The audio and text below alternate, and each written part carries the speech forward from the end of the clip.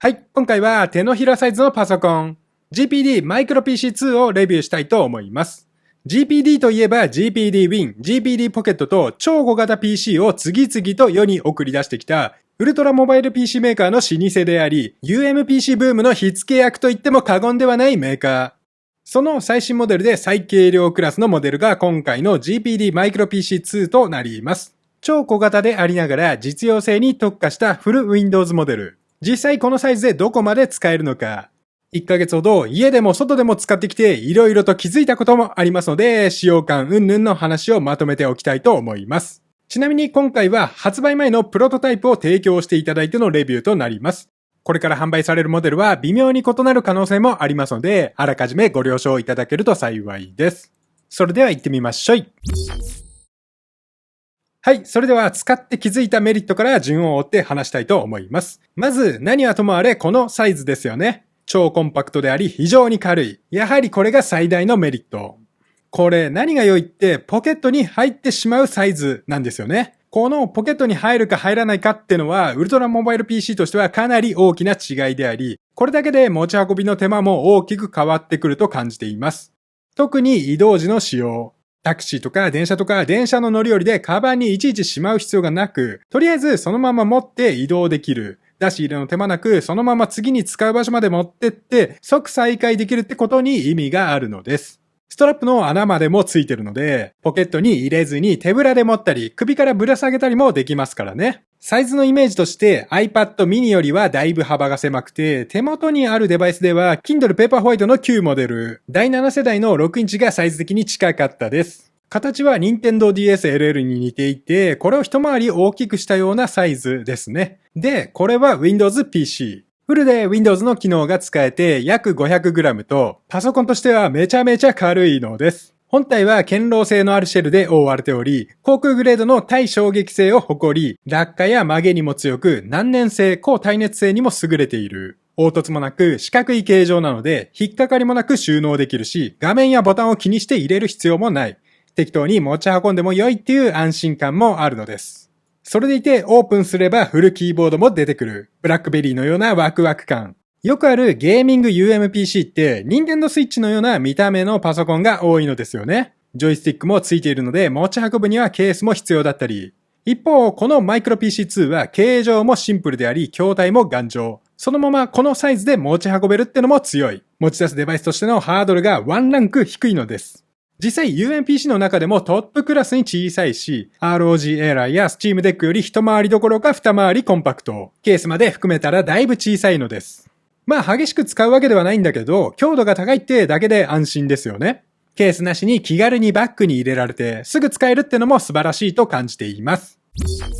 はい、続いてのメリットは UMPC とは思えないほどインターフェースが充実しています。映像出力は HDMI2.1 に加えて DP オルトモード対応の USB-C ポートが2つもあるので3画面の 4K 出力も可能です。この小さいデバイスで作業するってだけでなくマルチディスプレイにして作業したり会議室の大画面プロジェクターに映し出すとかもできるのです。この2つの USB-C ポートは USB 3.2 Gen 2でパワーデリバリーにも対応しているし、給電はどちらのポートからでも可能。そして一般的な RJ45 の 2.5Gb イーサネットがついているので、有線 LAN で高速データ通信もできる。インターネットやローカルネットワーク、NAS サーバーのデータへ高速にアクセスしたりも可能であり、この LAN ポートが端っこにあるというデザインも良いですね。もちろんワイヤレス接続にも対応しており、Wi-Fi は Wi-Fi 6で 2×2 の MIMO に対応。Bluetooth は Bluetooth 5.2。Wi-Fi 速度も十分高速に出るし、Bluetooth キーボードやマウスの遅延が気になることもありません。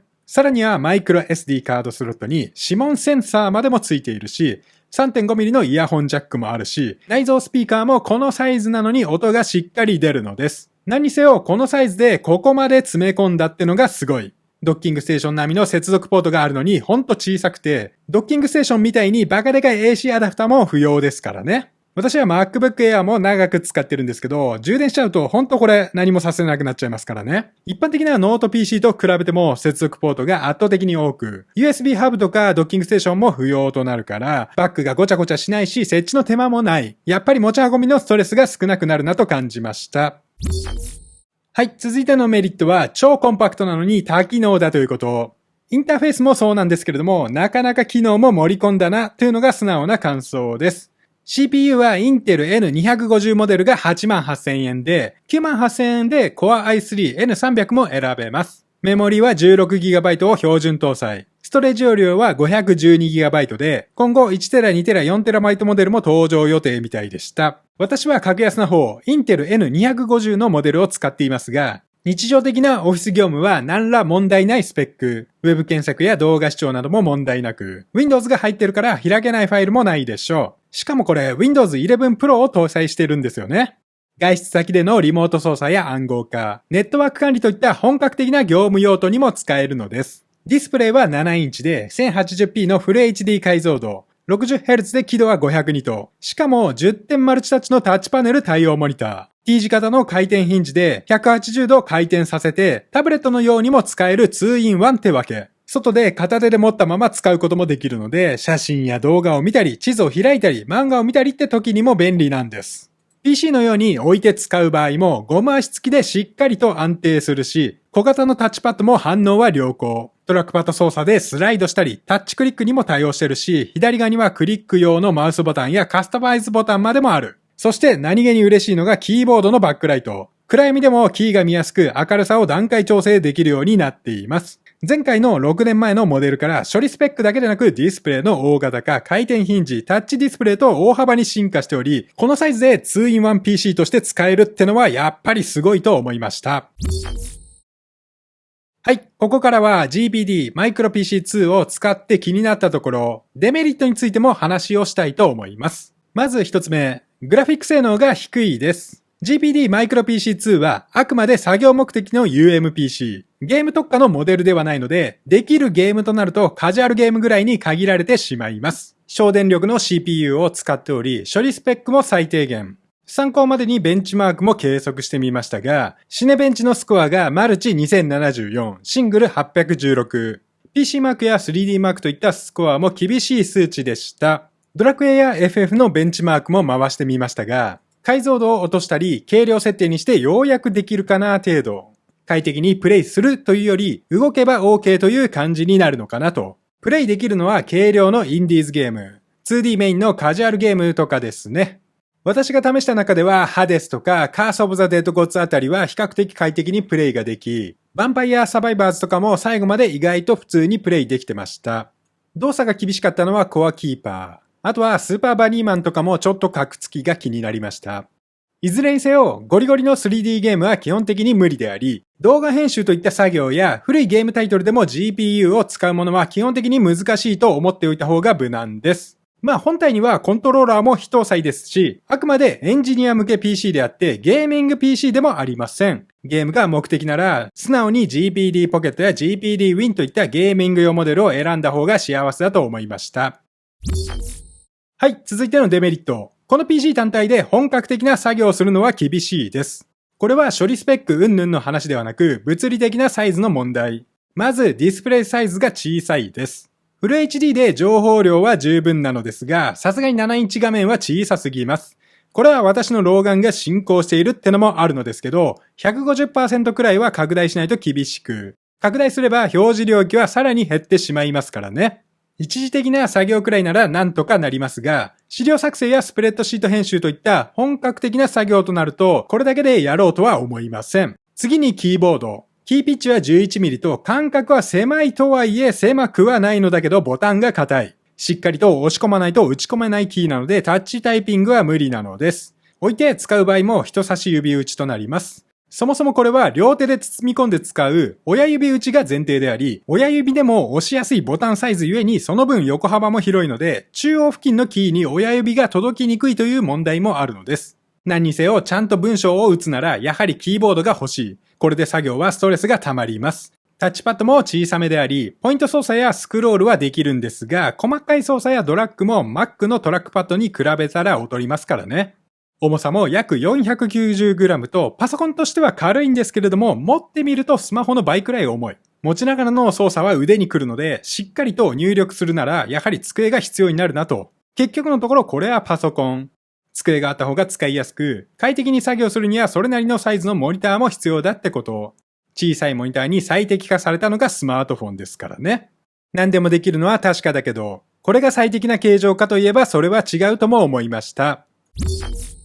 はい、続いてのデメリットはバッテリー容量が少ないです。これは本体サイズが小さいので仕方ないのですが、ちょっとバッテリー持ちが悪いかなと感じてしまいました。マイクロ PC2 は TDP6 から 15W という省電力設計ではあるものの、内蔵バッテリーは 27.5Wh。これは 27.5W の電力を約1時間使い続けられる容量なんですけれども、絶対量が小さく、どうしても実動時間は短めになってしまうのです。特に Apple Silicon 搭載の MacBook とか iPad に慣れている人ほどバッテリーは短く感じるんじゃないかなと。M1 や M2 といった M シリーズチップ搭載の電力持ちは異様。例えば M4 MacBook Air は 53.8Wh バッテリーでフルで1日くらいは余裕で使えますからね。で、実際このパソコンがどれぐらい動くのかというと、私の体感としては3時間から長くても5時間くらい。ウェブブラウジングしながらちょっとした作業では4時間も持てば良い方なんじゃないかなと。スリープ状態で持ち運べば徐々に電源も減っていき、夜スリープして朝起動という約12時間のスリープで約 10% くらいバッテリーも減ってましたからね。ゲームのように負荷が高い作業をすれば電池もわかりやすく減っていきますし、しっかり作業するとなるとキーボード接続やディスプレイ接続も必要というのは先ほど申し上げた通り。BIOS で TDP を抑えれば電池持ちがマシになるとはいえ、実際に作業するというならどう頑張っても半日は持たないでしょう。幸い 45W の USB-C パワーデリバリー急速充電には対応してますので、スマホ用の充電器とかモバイルバッテリーとか常に持ち歩いているもので好きあらば充電するようにしています。はい、最後のデメリットは GPD 自身が他にも魅力的な選択肢を用意しているということ。特に GPD Pocket シリーズや GPD Win Mini はマイクロ PC2 と同じくコンパクトなサイズなので、用途によってはそちらの方が最適な場合もある気がしました。まず、処理性能を重視するなら、Pocket 4が圧倒的。AMD Ryzen AI 9 HX370 は、12コア24スレッド構成で、マイクロ PC2 の2から4倍の処理能力を持ち、ゲームプレイや動画編集とかもできちゃうスペック。価格は高額とはいえ、8.8 インチ 1600p の 144Hz ディスプレイもあるし、Wi-Fi 6E 対応で 44.8Wh の大容量バッテリーとスペックも段違いですからね。あと、マイクロ PC2 はカメラを内蔵してないのも気をつけて、ウェブ会議とかでも使いたい人は GPD Pocket の方が良いんじゃないかなと。Pocket 4は高額とはいえ、GPD Pocket 3 Pro なら同じ価格帯で購入できるし、ウェブカメラだけでなく Thunderbolt 4も搭載してますからね。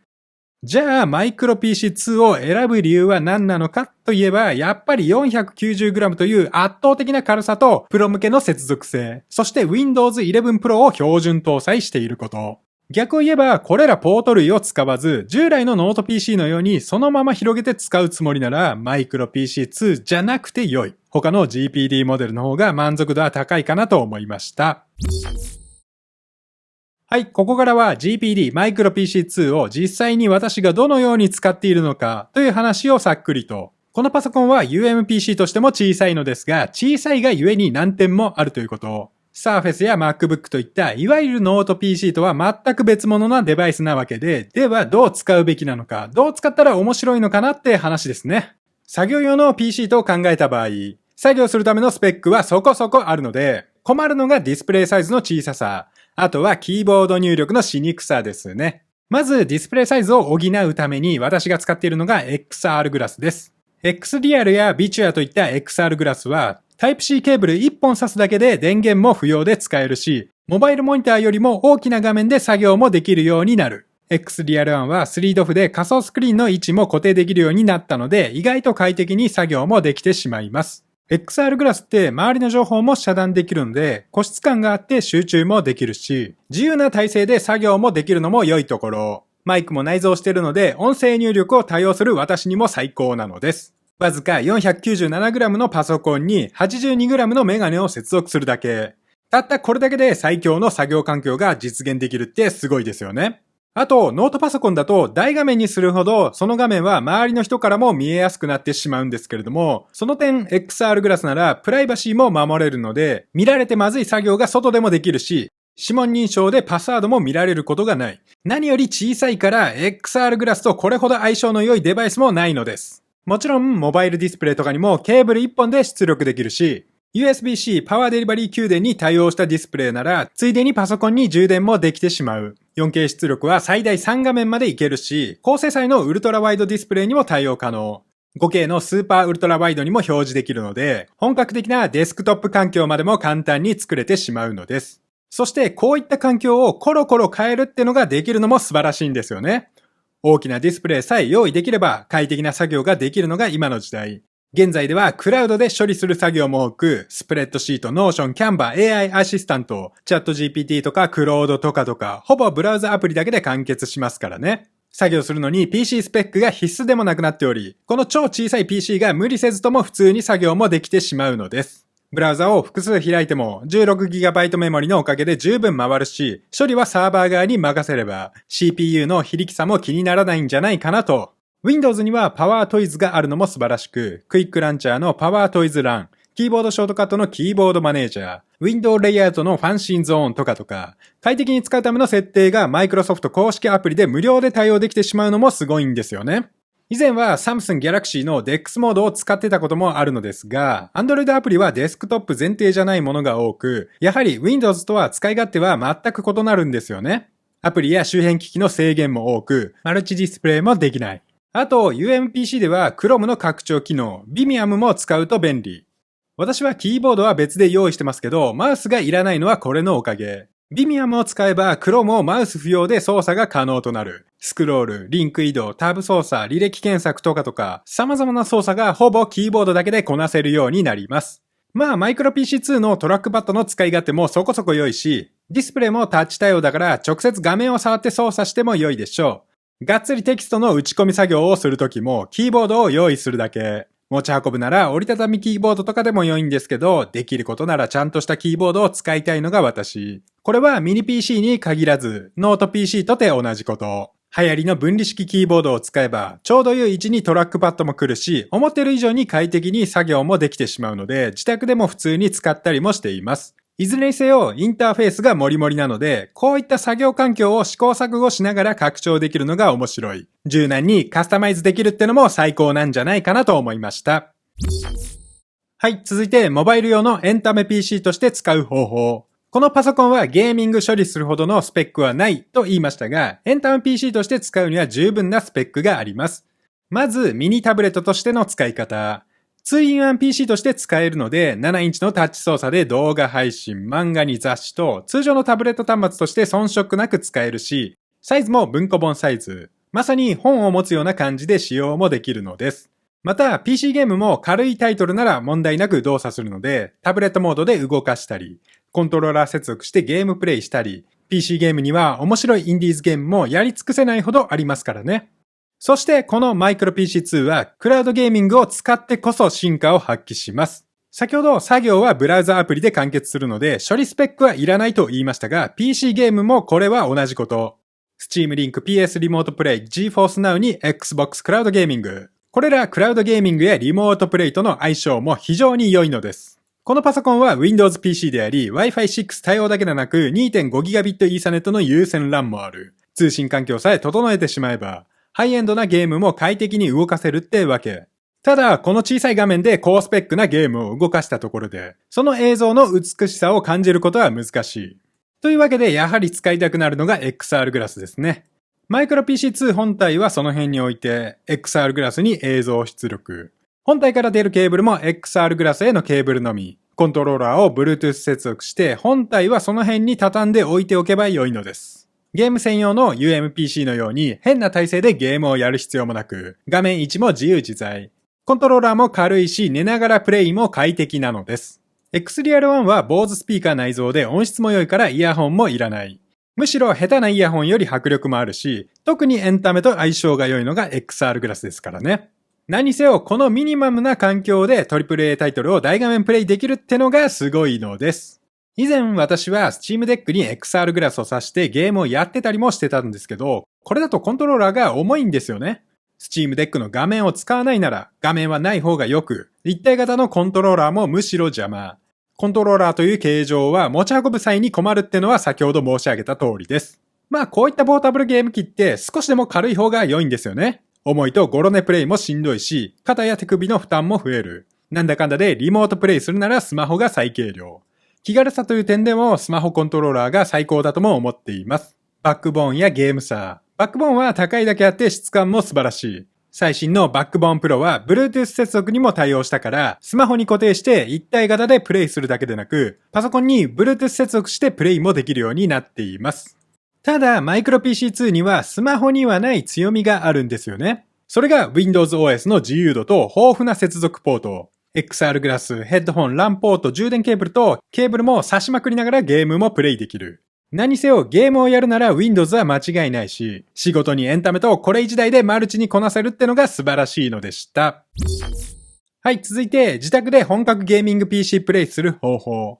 大画面でゲーミングプレイしたい場合も、マイクロ PC2 は便利に使えるのです。クラウドゲーミングやリモートプレイなら処理スペックは必要ないっていうのはもう言うまでもなく、重要となるのが通信性能と映像出力です。その点、マイクロ PC2 は HDMI 2.1 だけでなく USB Type-C のディスプレイポート 1.4 のオルタネートモードで映像出力もできますし、2.5GB イーサネットに Wi-Fi 6で有線でも無線でも高速に通信ができるのです。小さいパソコンってことでデスクで使いがちなのですが、みんなが集まる場所に持っていくことで結構便利に使えるんですよね。家でもホテルでも仕事場でも USB や HDMI といったケーブル1本つなぐだけで何でもできるようになる。動画や音楽を再生したり、ちょっとしたウェブ検索や写真とかホームビデオとか SD カードスロットもあるのでカメラの映像をさっと共有したりもできる。どこにでもある大きい画面で誰かと情報共有できるのが楽しいのです。また PC ゲームのプラットフォーム Steam にはスイッチやプレステで販売されているゲームも多く、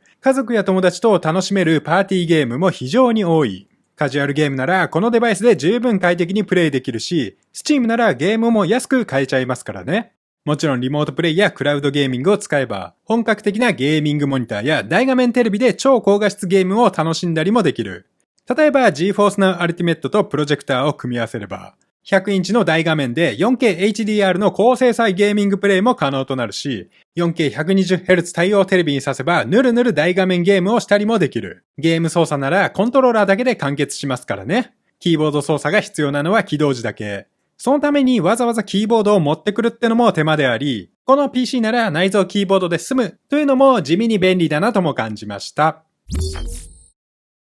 はい、最後にまとめです。マイクロ PC2 は良くも悪くも超コンパクトであり、超コンパクトゆえにデメリットもあるってこと。同じ価格を出せばより高性能なノート PC も購入できますし、使いやすさだけで言えばノート PC に軍配も上がるでしょう。ただ、ノート PC をいつでも持ち歩けるかといえばそれは難しいんですよね。パソコンは薄いよりも小さい方が持ち運びやすく、その点このパソコンはこれ以上ないってくらいに小さいサイズ。小さいは正義であり、こんなに小さいのに全部入ってるってのが最高なのです。実際、外にパソコンを持っていくときって、今日パソコンを使うかどうか、明日はどうかなって不確かなことも多いのですよね。パソコンを持っていくか、それともゲーム機を持っていくか、なんなら両方持っていくか、みたいな判断がつかないときに、これ一台さえ持っていけばいいってほんと楽。最悪、これ一つあればなんとかなるっていう安心感もあるし、あんまり物を持ちたくない私にとって荷物が減るっていうのも最高なんですよね。そして結局のところこの見た目。この小ささだけで痺れるし、無理してでも使いたくなるのがこのサイズ。XR グラスを接続したらもうやばいってのは明らかだし、誰もが持ってる MacBook を広げるより絶対に面白いじゃないですか。もちろん万人受けするとは思ってませんよ。でも刺さる人には絶対刺さるし、少なくとも私にはぶっ刺さって抜けない。ポケットから超ミニマムな PC が出てくるという、このロマンに価値を感じる人には最高の一台なんじゃないかなとも思いました。というわけで今回はこの辺でおしまい。